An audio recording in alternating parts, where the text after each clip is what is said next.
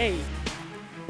Murder of at least 19 persons, allegedly drug pushers or thieves, killed by members of the Davao Death Squad in various locations in or around Davao City, Philippines between 2011 and 2016. B.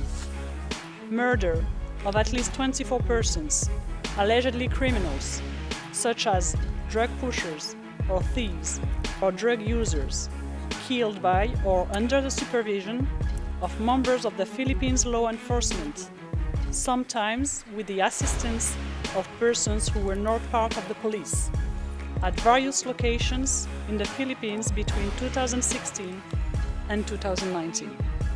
Kahapon, March 14, 2025, alas 9 ng gabi, nasaksihan ng lahat ng mga Pilipino saan magdako ng mundo at ng lahat ng mga mamamayan ng daigdig ang pagharap ni dating Pangulong Rodrigo Duterte sa International Court sa pamamagitan ng video link mula sa kanyang piitan sa The Hague, Netherlands. Siya ay inaresto sa bisa ng warrant of arrest sa Maynila sa ilalim ng Interpol at mga lokal na kapulisan sa pamamagitan ng supervision ni General Torre na direktor ng CIDG dahil sa diumanong mga kaso ng pagpatay na may kaugnayan sa kanyang war on drugs na kampanya. Sa pagdinig, mariing kinondena ni Attorney Salvador Medialdea, abogado ni dating Pangulong Duterte, ang pag-aresto at tinawag itong isang uri ng kidnapping at inakusahan ng mga nasa likod nito ng political score settling. Binanggit din niya na si dating Pangulong Duterte ay tinanggalan ng pagkakataong gumamit ng legal na remedyo sa Pilipinas. Ang mga pamilya ng mga biktima ng kampanya laban sa droga ay umaasa na ang pagharap ni Duterte sa ICC ay magdudulot ng katarungan para sa kanilang mga mahal sa buhay. Ngunit sa pagharap naman ng panig ng prosecution panel, tinalakay nila ang kasong ipinupukol nila laban sa dating presidente at hindi tinalakay ang libo-libo di umanong pinatay sa ilalim ng war on drugs, kundi tinukoy lamang ang mga pagpaslang noong panahon na si dating Pangulong Duterte ay mayor pa lamang noon ng Davao City. Samantala, ang kanyang mga taga-suporta, kabilang ang kanyang anak na si Vice President Sara Duterte, ay tinuligsa ang pag-aresto at tinawag itong isang political arrest at state kidnapping. Ang pre-trial hearing ay itinakda sa Setyembre 23, taong kasalukuyan, upang alamin kung sapat ang ebidensya ng prosecution para ituloy ang paglilitis. Tara, panoorin natin mga kababayan ng ilan sa mga kaganapan sa pahayag ni Attorney Medialdea at ng prosecution panel.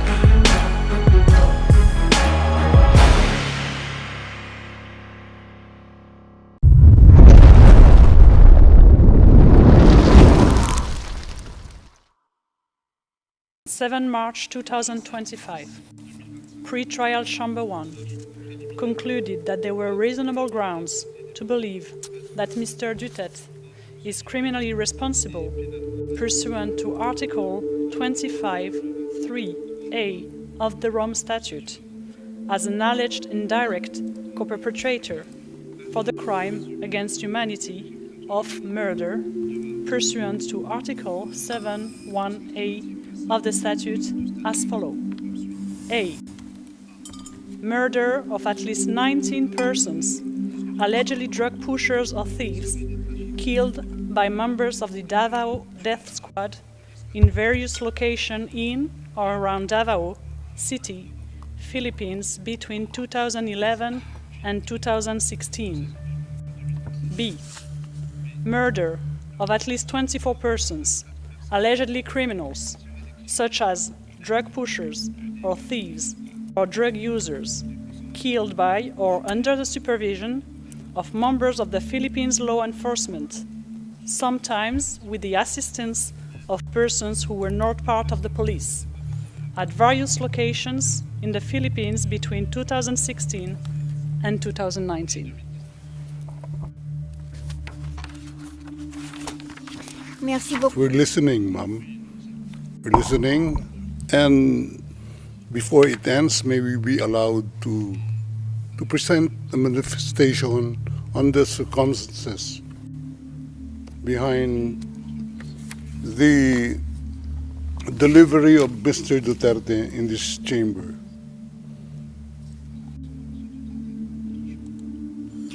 Oui, Maître, je dois d'abord demander... Yes, counsel. This is as part of the procedure. And as we've said since the very outset, I need to ask Mr. Duterte himself to make observations as to the condition of his surrender to the court and the conditions of his detention at the detention facility of the court since his arrival. If he can please tell us these details. Thank you. Can I... Oui, Maître. Oui. The presiding judge. Yes, counsel. Please. 2 days ago, the whole world has witnessed the degrading fashion in which a former president of a sovereign country was bundled into a private aircraft and summarily transported to The Hague. To us lawyers, this would be called an extrajudicial rendition. To the less legally inclined, it was a pure and simple kidnapping. My client was denied all access to the legal recourse in the country of his citizenship, and this all in the nature of political score settling. Two troubled entities struck an unlikely alliance, an incumbent president who wished to neutralize and choke the legacy of my client and his daughter on the other hand, and a troubled legal institution subject to delegitimization and desperate for a price cuts and a legal show today on the other hand. With this in mind, it is not surprising that my client was abducted from his country. ICC private jets do not drop out of the thin air. That jet which received my client was coordinated in advance. The UAE is not a state party to the ICC and has no obligation to cooperate with the court. Yet my client sat in transit in that country for more than 5 hours.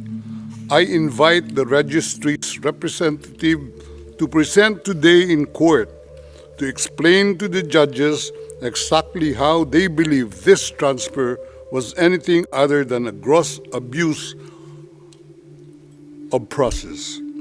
Given the precipitous arrival of my client, an elderly man with debilitating medical issues, hard of hearing and poor of sight, he was taken to a hospital for observation.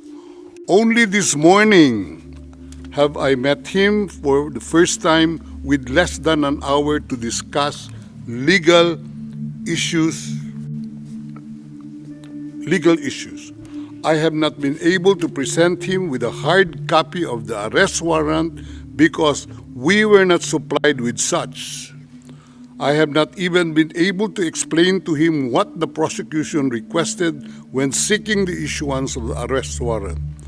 This is because the chamber only established a redacted version of the prosecution request last night. Other than to identify himself, my client is not able to contribute anything to this hearing.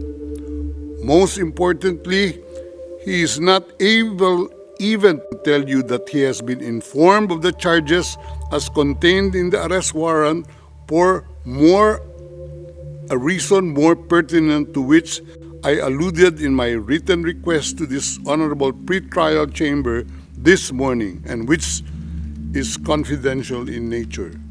Accordingly, I repeat my respectful request, which was rejected this morning, to postpone the substantive aspect of this hearing to the next week, when I will have the opportunity to sit with my client and to explain to him what a confirmation hearing is and what the disclosure is, and how the prosecution alleges that he committed crimes. I thank the court for its attention and regret to say that I do not have instructions to continue my submission any further today. Thank you.